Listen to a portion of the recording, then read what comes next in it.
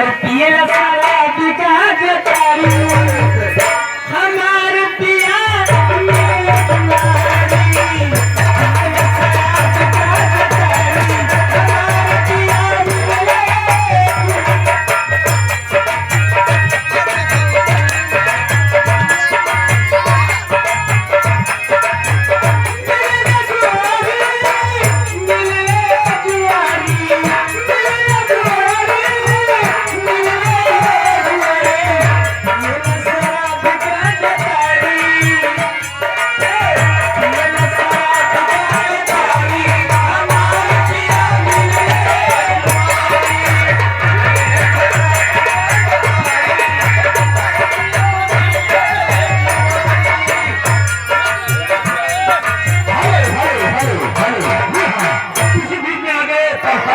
PTP 85 है जहांगीरगंज से निवासियों की तरफ से 1100 का पुरस्कार है पार्टी सर्विस